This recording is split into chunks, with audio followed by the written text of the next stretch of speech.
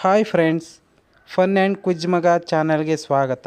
ನಾವು ಮಾಡುವ ವಿಡಿಯೋಗಳು ನಿಮಗೆ ಇಷ್ಟವಾಗಿದ್ದಲ್ಲಿ ಸಬ್ಸ್ಕ್ರೈಬ್ ಮಾಡಿ, ಶೇರ್ ಮಾಡಿ ಹಾಗೂ ಲೈಕ್ ಮಾಡಿ. ಬನ್ನಿ ಫ್ರೆಂಡ್ಸ್, ಕ್ವಿಜ್ ಶುರು ಮಾಡೋಣ. ಮೊದಲನೆಯ ಪ್ರಶ್ನೆ, ಇಂದ್ರದೇವರ ರಾಜ್ಯ ಯಾವುದು?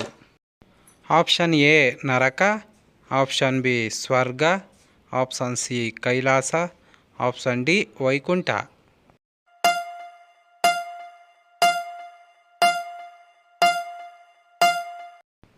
ಸರಿಯಾದ ಉತ್ತರ ಆಪ್ಷನ್ ಬಿ ಸ್ವರ್ಗ. ಸ್ವರ್ಗಾಧಿಪತಿ ಎಂದು ಇಂದ್ರನಿಗೆ ಕರೆಯಲಾಗುತ್ತದೆ. ಎರಡನೆಯ ಪ್ರಶ್ನೆ, ಇಂದ್ರದೇವರ ಆಯುಧ ಯಾವುದು? ಆಪ್ಷನ್ ಎ ಬ್ರಹ್ಮದಂಡ, ಆಪ್ಷನ್ ಬಿ ತ್ರಿಶೂಲ, ಆಪ್ಷನ್ ಸಿ ವಜ್ರಾಯುಧ, option D Sudarshan.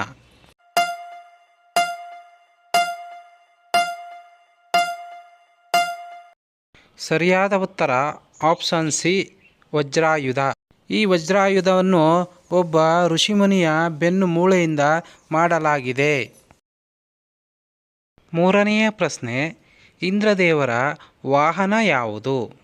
Option A Simha, option B ಹುಲಿ, ಆಪ್ಷನ್ ಸಿ ಕುದುರೆ, ಆಪ್ಷನ್ ಡಿ ಆನೆ.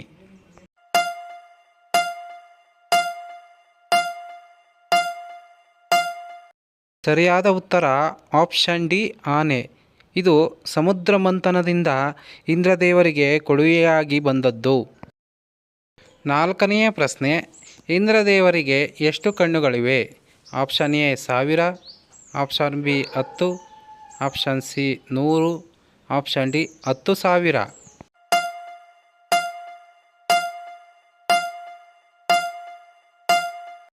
ಸರಿಯಾದ ಉತ್ತರ ಆಪ್ಷನ್ ಎ 1000. ಐದನೇ ಪ್ರಶ್ನೆ, ಯಾರನ್ನು ಸಹಸ್ರಾಕ್ಷ ಎಂದು ಕರೆಯುತ್ತಾರೆ? Option A Agnideva, option B Indradeva, option C Vayudeva, option D Varunadeva.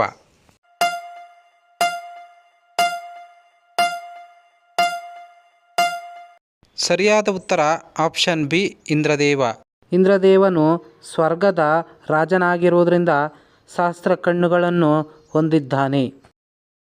ಆರನೆಯ ಪ್ರಶ್ನೆ, ದಾನವರ ತಪಸ್ಸಿಗೆ ತೊಂದರೆ ಮಾಡುವ ರಾಜ ಯಾರು? Option A Yamaraja, option B Chandradeva, option C Vikramaraja, option D Indradev.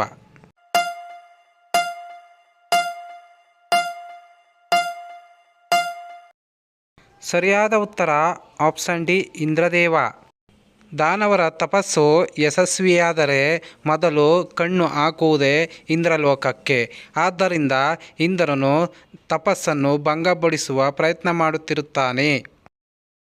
ಏಳನೆಯ ಪ್ರಶ್ನೆ, ರಂಭ, ಊರ್ವಶಿ, ಮೇನಕೆ, ತಿಲೋತ್ತಮೆ ಯಾರ ಆಸ್ಥಾನದ ಅಪ್ಸರೆಯರು?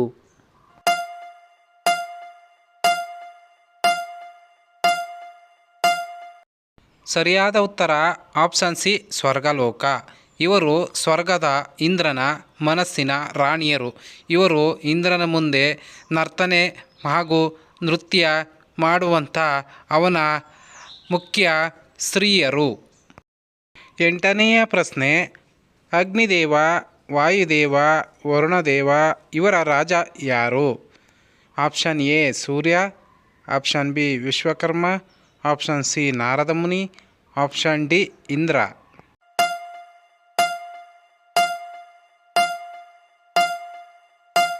ಸರಿಯಾದ ಉತ್ತರ ಆಪ್ಷನ್ ಡಿ ಇಂದ್ರ. ಭೂಮಿಯ ಮೇಲೆ ಮಳೆ ಬೆಳೆ ಆಗಲು ಈ ಇಂದ್ರದೇವರು ಇವರ ಮಾರ್ಗದರ್ಶಕನಾಗಿದ್ದಾನೆ. ಒಂಬತ್ತನೆಯ ಪ್ರಶ್ನೆ, ಮನುಷ್ಯನು ಸತ್ತರೆ ಸ್ವರ್ಗವನ್ನೇ ಬಯಸಲು ಕಾರಣವೇನು?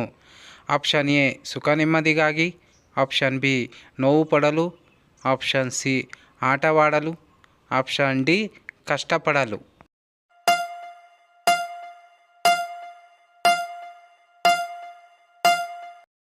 ಸರಿಯಾದ ಉತ್ತರ ಆಪ್ಷನ್ ಎ ಸುಖ ನೆಮ್ಮದಿಗಾಗಿ.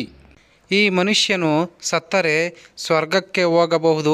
ಆ ಸ್ವರ್ಗದಲ್ಲಿ ಭೂಮಿಯಂತಹ ಕಷ್ಟ, ದುಃಖ, ನೋವುಗಳು ಇರುವುದಿಲ್ಲ. ಸದಾಕಾಲ ನೆಮ್ಮದಿಯಾಗಿ ಇರಬಹುದು ಎಂಬ ಭ್ರಮೆಯಿಂದ ಸ್ವರ್ಗವನ್ನು ಆಯ್ದುಕೊಳ್ಳುತ್ತಿದ್ದಾನೆ. 10ನೆಯ ಪ್ರಶ್ನೆ, ಸ್ವರ್ಗ ಎಂಬ ಅಕ್ಷರವು ಡ್ಯಾಶ್ ಪದದಿಂದ ಆರಿಸಿಕೊಳ್ಳಲಾಗಿದೆ? Option A Kannada, option B Hindi, option C Sanskrit, option D English.